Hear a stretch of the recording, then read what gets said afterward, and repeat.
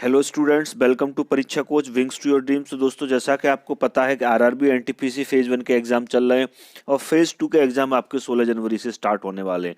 तो जो students phase 2 के एग्जाम में अपीयर होने जा रहे हैं, उनके लिए महत्वपूर्ण है कि फिर फेज 1 में किस तरह के क्वेश्चंस पूछे गए थे। और जैसा कि हमने 2 साल पहले हुए लोको पायलट के पेपर्स में भी देखा था कि जब अलग अलग शिफ्ट में कंटिन्यू काफ़ी दिन एग्जाम चलता है तो बहुत सारे क्वेश्चंस ऐसे होते हैं जो रिपीट होते हैं, उसी तरह के क्वेश्चन पूछे जाते हैं। ठीक है, तो किस तरह के क्वेश्चन आ रहे हैं और रिपीट होने के भी चांसेस होते हैं। तो फेज 1 में जीएस के जिस तरह के क्वेश्चंस पूछे गए थे वो सारे क्वेश्चंस मैंने कलेक्ट किए हैं आपके लिए। ठीक है, और उन क्वेश्चंस को मैं वन बाय वन अलग अलग पार्ट में जो है आपको प्रोवाइड करूंगा। तो आज पहले पार्ट में फेज 1 में जीएस के जिस तरह से क्वेश्चन पूछे गए थे उन क्वेश्चंस को शेयर करूंगा। ठीक है, फिर इसके बाद और भी क्वेश्चंस हैं, बहुत सारे क्वेश्चंस हैं, फिर उनको पार्ट 2 में भी लेके आऊंगा, पार्ट 3 में भी लेके आऊंगा। तो आज पार्ट 1 में हम कुछ क्वेश्चंस डिस्कस करने वाले हैं जीएस के। ठीक है, तो अगर गाइज हमारे आप चैनल पर नए हैं तो सबसे पहले से सब्सक्राइब कर लें और बेल आइकन को प्रेस कर लें, जिससे आने वाले सभी वीडियोस का नोटिफिकेशन आपको मिलता रहे। और साथ ही आप जो है टेक्निकल और नॉन टेक्निकल दोनों तरह की तैयारी के लिए आप हमारे चैनल को विजिट कर सकते हैं। चलिए तो शुरू करते हैं। 1 का एग्जाम एनालिसिस, जीएस के किस तरह के क्वेश्चन पूछे गए थे फेज 1 में, कुछ क्वेश्चन मैं आज डिस्कस करूंगा, फिर इसका पार्ट 2 भी लेके आऊंगा, पार्ट 3 भी लेके आऊंगा। फेज 1 के मैक्सिमम क्वेश्चन जितने मैंने कलेक्ट किए हैं जो आपके पूछे गए हैं फेज 1 में जीएस के, वो सब आप तक पहुंचाए जाएंगे आरआरबी एनटीपीसी के लिए। तो फेज 2 में जो भी स्टूडेंट्स बैठने जा रहे हैं वो इसको जरूर देखें। सबसे पहला क्वेश्चन, चंद्रमा पर मानव भेजने वाला विश्व का प्रथम देश कौन सा है? चंद्रमा पर मानव भेजने वाला विश्व का प्रथम देश कौन सा है? तो ये सब जानते हैं। चंद्रमा पर मानव सर्वप्रथम किसने? यूएस ने भेजा था। किसने भेजा था? यूएसए ने भेजा था। ठीक है, यूनाइटेड स्टेट ऑफ अमेरिका ने जो है सबसे पहले चंद्रमा पर मानव भेजा था। ठीक है, आगे देखिए, दूसरा क्वेश्चन है, हाल ही में निम्नलिखित में से किस भारतीय खिलाड़ी ने सिडनी क्रिकेट ग्राउंड एससीजी की मानद सदस्यता प्राप्त की है? तो हाल ही में किस भारतीय खिलाड़ी ने प्राप्त की है? तो विराट कोहली और रवि शास्त्री। विराट कोहली को जो है ऑप्शन आपको दिया गया था, ये क्वेश्चन पूछा गया था, उसमें रवि शास्त्री ऑप्शन में नहीं था, हालांकि विराट कोहली ऑप्शन में था। तो दोनों में से जो भी ऑप्शन है वो आपका सही आंसर हो जाएगा। तो विराट कोहली ने जो है सिडनी क्रिकेट ग्राउंड की मानद सदस्यता प्राप्त की है। इससे पहले यह सम्मान जो है सचिन तेंदुलकर को प्राप्त हुआ था। किसको? सचिन तेंदुलकर को यह सम्मान प्राप्त हुआ था। आगे बढ़ते हैं, अगला क्वेश्चन देखिए, कौन सा अंग पीलिया से प्रभावित होता है? कौन सा अंग पीलिया से प्रभावित होता है, यानी जॉन्डिस बीमारी से कौन सा पार्ट, शरीर का कौन सा अंग सबसे ज्यादा प्रभावित होता है? तो पीलिया से कौन सा अंग प्रभावित होता है? यकृत। सबसे ज्यादा प्रभावित होने वाला अंग है पीलिया से, वो है यकृत पर सबसे ज्यादा प्रभाव पड़ता है। ठीक, चलिए आगे बढ़ते हैं। अगला क्वेश्चन है, किस देश के प्रधानमंत्री ने डिजिटल बिजनेस प्लान लॉन्च करने की घोषणा की है? किस देश के प्रधानमंत्री ने डिजिटल बिजनेस प्लान लॉन्च करने की घोषणा की है? तो ये घोषणा किस देश के प्रधानमंत्री ने की है? ऑस्ट्रेलिया के प्रधानमंत्री ने डिजिटल बिजनेस प्लान लॉन्च करने की घोषणा की है। क्वेश्चन रिपीट भी होते हैं, मैं कह रहा हूं आप याद रखना, क्वेश्चन रिपीट भी होते हैं क्योंकि कई शिफ्ट में बहुत लंबा एग्जाम चलने वाला है आपका ये, तो क्वेश्चन रिपीट भी होंगे, ये आप नोट कर लें। तो ये क्वेश्चन सारे लगा के जाएं, इसी तरह के क्वेश्चन बनेंगे, इससे आपको आइडिया भी लगेगा और दूसरा रिपीट होंगे तो आपका फायदा भी होगा। चलिए आगे बढ़ते हैं। नेक्स्ट क्वेश्चन है फिफ्थ, आशुतोष अमन किस खेल से जुड़े हैं? एक क्वेश्चन पूछा गया था। देखिए, आशुतोष अमन जो है एक डोमेस्टिक क्रिकेट खेलते हैं, अभी इंटरनेशनल क्रिकेट में इनका पदार्पण नहीं हुआ है, डोमेस्टिक क्रिकेट खेलते हैं। ये बिहार के रहने वाले हैं। कहाँ के? बिहार के रहने वाले हैं। इन्होंने विजय हजारे ट्रॉफी और रणजी ट्रॉफी में पार्टिसिपेट किया है। किसमें? विजय हजारे ट्रॉफी खेली और रणजी ट्रॉफी खेली है। तो किस खेल से जुड़े हो गए? जाहिर सी बात है क्रिकेट से जुड़े हो गए। किससे? क्रिकेट से जुड़े हुए ये हो गए। क्लियर है, समझ में आया? चलिए आगे बढ़ते हैं। अगला सिक्स्थ क्वेश्चन देखिए, 1924 में भारतीय राष्ट्रीय कांग्रेस के अध्यक्ष कौन थे? 1924 यानी 1924 में भारतीय राष्ट्रीय कांग्रेस के अध्यक्ष कौन थे? तो 1924 में राष्ट्रीय कांग्रेस के अध्यक्ष कौन थे? महात्मा गांधी जी।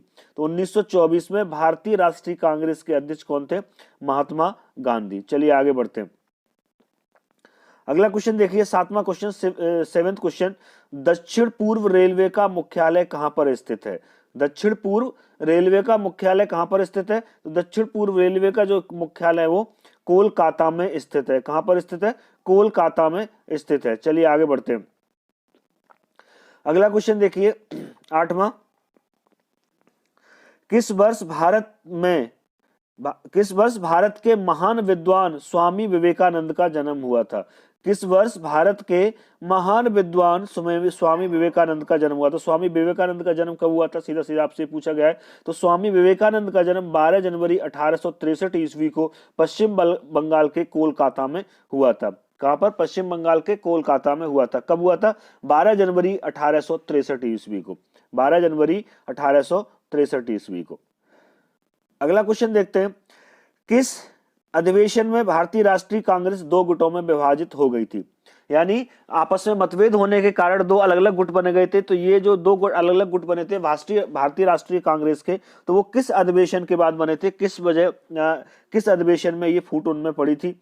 तो 1907 में जो सूरत अधिवेशन हुआ था, 1907 ईस्वी में जो सूरत अधिवेशन हुआ था भारतीय राष्ट्रीय कांग्रेस का, उसके बाद जो भारतीय राष्ट्रीय कांग्रेस थी वो दो गुटों में विभाजित हो गई थी।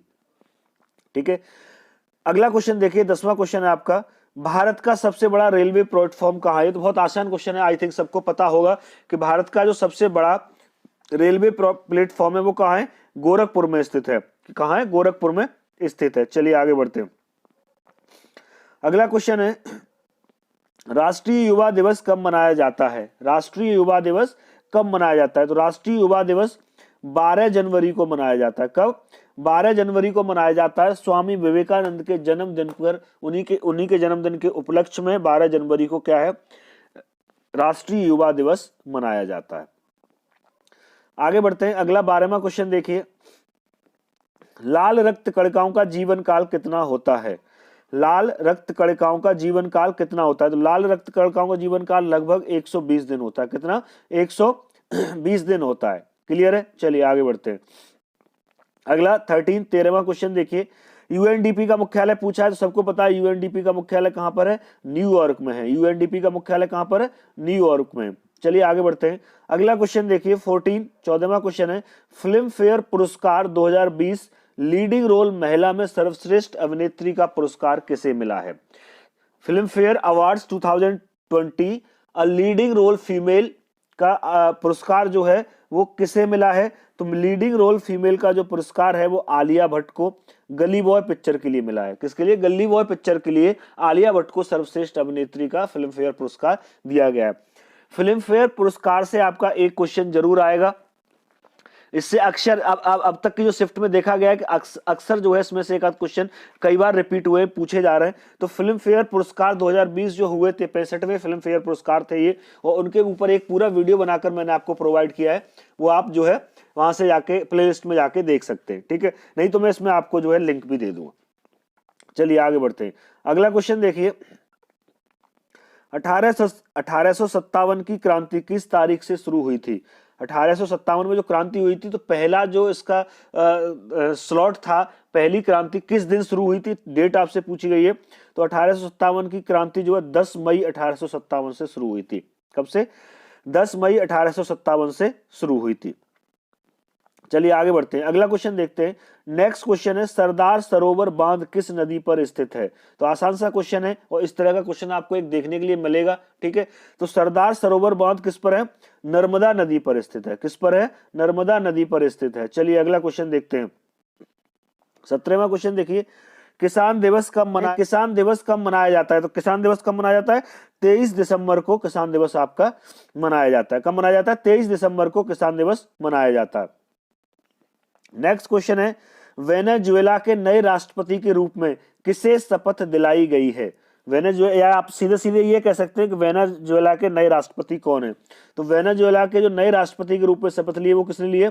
निकोलस मादुरो ने। निकोलस मादुरो ने वेनेजुएला के नए राष्ट्रपति के रूप में शपथ ली है।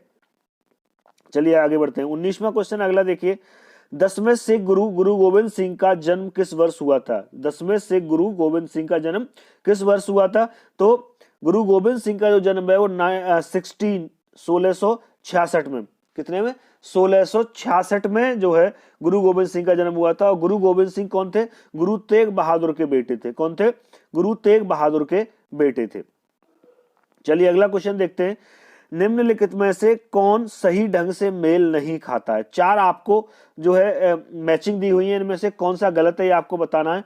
बलपक्रम राष्ट्रीय उद्यान मेघालय, तो मेघालय में है बलपक्रम राष्ट्रीय उद्यान, सही है। इंद्रावती राष्ट्रीय उद्यान छत्तीसगढ़, तो ये छत्तीसगढ़ में है, ये भी सही है। मृगावानी राष्ट्रीय उद्यान, तो मृगावानी राष्ट्रीय उद्यान गोवा में नहीं है, ठीक है, तो ये आपका मेल नहीं खाता। जो मृगावानी राष्ट्रीय उद्यान है वो कहां पर है? तेलंगाना में है। कहां पर है? तेलंगाना में। और नवदफा राष्ट्रीय उद्यान अरुणाचल प्रदेश में, ये भी सही है। तो तीसरा वाला आपका मेल नहीं खाता, तो तीसरा आंसर आपका सही है, यानी मृगवाना राष्ट्रीय उद्यान गोवा में नहीं है। कहां पर है? ये तेलंगाना में है। कहां पर है? तेलंगाना में है। क्लियर है? तो आज के इस पार्ट में इतना ही। आगे जो सेकंड पार्ट लेके आऊंगा फेज 1 के, बहुत सारे क्वेश्चंस मैंने आपके लिए कलेक्ट किए हैं, वो धीमे धीमे आप तक मैं प्रोवाइड करूंगा। आज 20 क्वेश्चन प्रोवाइड किए हैं मैंने आपको, अगले पार्ट में कल आपको फिर 20 क्वेश्चन प्रोवाइड करूंगा। तो सिर्फ 2 का जो 16 जनवरी से एग्जाम है उससे पहले जरूर देख कर जाए, ठीक है। लाइक और शेयर करते रहें। मिलता हूं अगले पार्ट के साथ, तब तक के लिए।